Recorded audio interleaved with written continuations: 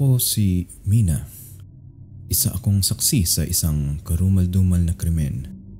Setyembre 28, 2011 nung magsimula ang mga sunod-sunod na hindi maipaliwanag at nakagigimbal na pangyayari na hindi ko makakalimutan. Nagmamadali akong umuwi galing sa aming opisina sa Quezon Avenue. Kailangan ko kasing mag-overtime at tapusin ang iba ko pang naiwan na trabaho sa opisina. Inabot tuloy ako ng gabi. Bago ka makapunta sa main road kung saan pwede kang makapara ng sasakyan, ay dadaan ka muna sa liblib na lugar. Kadalasan nga ay may itanlagang bantay ang ibang opisina dito upang panatilihing ligtas ang kanilang mga empleyado. Ngunit noong mga sandaling iyon ay parang hindi ko makita ang mga bantay. Lalo tuloy akong kinabahan. Noong isang buwan lang kasi ay naitakbo ang kasamahan ko sa trabaho sa ospital matapos may magtangkang magnakaw sa kanyang bag at nanlaban siya. Nasaksak tuloy siya sa likuran dahil sa pagpupumilit niyang mabawi ang kanyang bag. Ang daan matapos mong lumiko ay sadyang madilim na. Dati man ay may mga poste ng ilaw sa paligid pero laging may sumisira noon. Hindi mo tuloy maiwasan ang hindi mag-isip ng masama sa tuwing lalakad ka sa daan na iyon. Makakahinga ka na lamang ng maluwag matapos mong lagpasan ang Metrobank at ang isang kilalang pizza store. Pero habang wala ka pa roon, kailangan mong manatiling alerto at baka may bigla na lang humatak sa iyo. Maya-maya ay may narinig akong parang nag-aaway sa di kalayuan. Didiretso sana ako nang nakita kong may isang malaking lalaki na pilit hinahatak ang isang babae. Nagtago ako sa mga nakatanim na halaman sa gilid. Alam kong kailangan niya ng tulong ng mga oras na iyon, pero ano namang maitutulong ng isang patpatin na kagaya ko. Tatawag sana ako gamit ang phone pero natatakot ako na baka mag-ingay pa iyon at marinig ako ng lalaki. Nagdasal na lamang ako na sana ay may taong dumaan sa mga oras na iyon. Sa kasamaang palad ay mukhang walang ibang tao na dadaan doon. Kitang-kita ko kung paano siya sakalin ng lalaking iyon gamit ang kanyang necktie na nakapulupot sa leeg nito gamit lamang ang isang kamay. Habang sinasakal siya nito ay ginilitan niya ng leeg at sumirit ang dugo nito. Tila tuwang-tuwa ang lalaking iyon nang makita na parang naging fountain ang pagsirit ng dugo. Kailangan kong hawakan ang aking bibig sa takot at baka bigla na lamang akong sumigaw. Pinagbastan pa siya ng lalaki hanggang sa matapos ang paghihirap ng kawawang biktima. Para ba siyang nanonood ng isang magandang pelikula? Nakapaling ang mga mata ng biktima sa akin ng mga panahong iyon. Para bang nakita ako ng biktima bago siya malagutan ng hininga. Matapos noon ay hinatak na lalaki ang walang malay na katawan ng babae. Isinilid niya iyon sa body bag na tila pinaghandaan na niya at inilagay sa trunk ng kotse. Inuha niya ang tubig na nakalagay sa isang 4-gallon na mineral water at binuhusan niya ang dugo na kumalat sa daan. Maya-maya pa ay pinaandar niya ang sasakyan. Halos hindi ako humihinga nang madaanan niya ang lugar na pinagtataguan ko. Namumukaan ko siya. Empleyado rin siya sa lugar kung saan ako nagtatrabaho. Hindi ako maaaring magkamali. Nakasabay ko na siya ng ilang beses sa elevator. Matagal-tagal bago ako nakatayo. Nanginginig pa rin ako nang nagsimula akong maglakad. Para bang bumaon sa putikan ang mga paa ko. Pagdaan ko sa pinangyarihan ng krimen ay nagmadali akong lumakad. Hindi ko na yata namalayan na lumagpas ako sa Metrobank sa sobrang pagmamadali. Hindi ko alam kung didiretso ako sa presinto at hihingi ng tulong. Pero nag-aalala ako na kapag nagsumbong ako ay magaya ako sa sinapit ng babaeng iyon.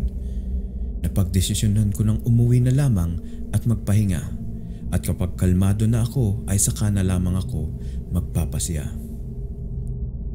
Pagdating ko sa bahay ay hindi na ako nakakain sa sobrang balisa. Ang itsura ng mukha ng babaeng iyon habang nakatitig sa akin ay hindi matanggal sa aking isipan. Gusto ko sanang tumawag sa aking magulang at makitulog sa kanila pansamantala pero hindi ko na nagawa. Gabi na rin kasi at ayaw ko pa silang mag-alala. Halos hindi ako nakatulog ng gabing iyon. Maiidlip ako ng panandalian ngunit ang simpleng kaluskos ay nagpapakaba sa akin. Para akong abnormal na takot kahit man lang na simpleng ihip ng hangin. Sandali pa ay biglang tumunog ang aking cellphone. Madaling araw na kaya hindi ko alam kung sino ba ang tatawag na iyon. Isang unknown number ang tumatawag. Madalas kapag ganito ang nagre-register na numero ay tiyak na number ito sa isang opisina. Anong opisina naman kaya ang bukas sa ganitong oras? Ayaw ko sanang sagutin iyon dahil baka nanloloko lang pero sa huli ay sinagot ko pa rin. Hello? Sino to? Tanong ko sa kabilang linya. Tulungan mo ako. Alam kong nakita mo ang lahat. Tulungan mo ako. Tumindig ang balahibo ko sa narinig ko. Nabato ko ang phone sa sobrang takot. Biglang nag-loudspeaker ang phone. Tulungan mo ako. Tinakbo ko ang aking cellphone at pinatay ito.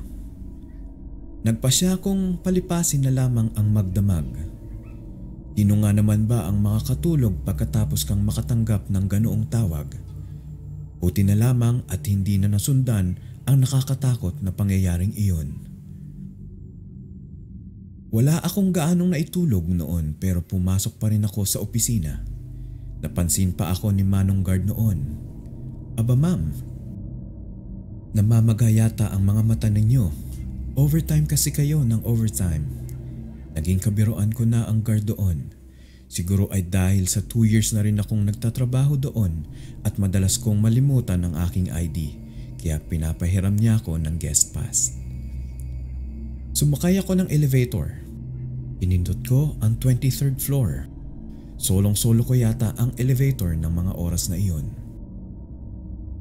Pero bago ito magsara ay humabol ang isang lalaking pamilyar sa akin. Siya ang nakita kong lalaking pumatay sa babae. Hello? Magiliw na bati ng lalaki. Hindi mo aakalaing isa itong kriminal sa ayos niya. Tumango na lamang ako. Ayaw ko namang mahalata na hindi ako komportable na kasama siya at baka isunod pa niya ako.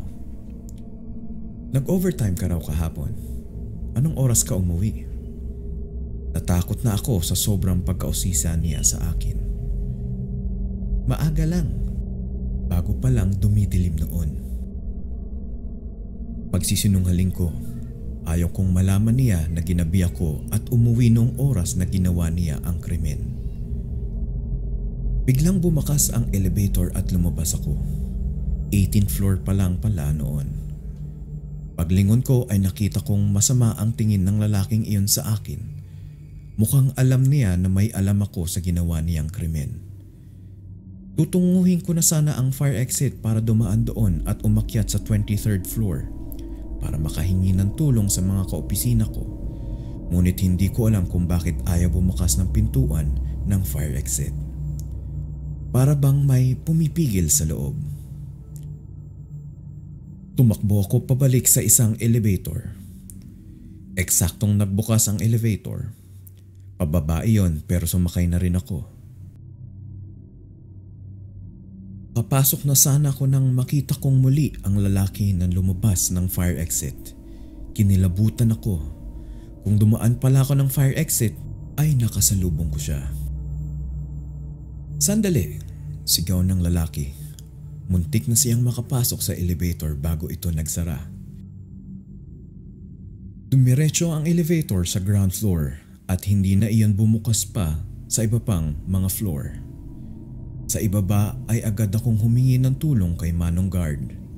Sinabi ko agad sa kanila ang aking nalalaman. Matapos noon ay pinagtago muna niya ako. Makalipas ang ilang sandali ay dumating ang lalaking iyon at nagtanong kay Manong Guard kung nakita ba nila ako. Buti na lang at pinagkaila ako ni Manong. Sinabi nilang lumabas ako ng building at nagtatatakbo. Dali-dali namang umalis ang lalaki. Maya-maya pa ay dumating na ang mga pulis at hinuli ang sospek sa pagpatay. Wala kayong ebidensya na ako ang pumatay. Galit na sigaw ng lalaki. Nakita ko ang lahat. Nakita ko kung paano mo siya sinakal ng necktie gamit ang isang kamay mo. At ginilitan mo siya ng leeg. Nakita ko kung paano mo siya nilagay sa isang body bag at binuhusan ng tubig ang mga nagkalat na dugo sa daan. Sagot ko sa kanya. Tiningnan niya ako ng masama para bang sinasabi niya na kapag nakawala ako dito ay isusunod kita. Dinala na siya ng mga pulis at hiningan na rin ako ng statement. Pagkalipas ng ilang minuto ay may mga empleyado na nagrereklamo tungkol sa elevator. Manong, pasabi sa technician, paki-check yung elevator. Kanina nilagpasan lang kami ng elevator. Pinindot naman namin yung button, wika ng isa. Ako rin Manong, nasa 12th floor kami noong hinintay naming bumukas yung elevator pero nilagpasan din kami. Segunda pa ng isa. Naalala ko yung nangyari kanina. Ang pintuan sa fire exit na hindi mabuksan at ang elevator na dire-diretsyong bumaba. Hindi kaya tinulungan ako ng kaluluwa ng babae na iyon para matulungan ko rin siya.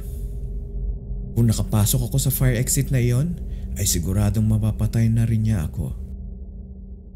Kung ang elevator naman ay tumigil-tigil sa iba pang floor, tiyak na maabutan niya ako sa baba at hindi makakapagtago. Kung anumang misteryo ang nangyari noong araw na iyon ay hindi ko alam. Tungkol naman sa biktima, nakuha ng pamilya niya ang hustisya para sa pagpatay sa kanilang anak. Hindi lang pala iyon ang pagkakataong may pinatay siya. 6 na counts of murder ang naihatol sa kanya. Inatulan siya ng mababang hukuman ng habang buhay na pagkakabilanggo. Ngunit 3 buwan matapos ang kanyang pagkakakulong ay nakita siyang patay sa loob ng selda. Inatake raw siya sa puso. Ang kanyang itsura noong araw na iyon ay para nakakita siya na nakakatakot na bagay.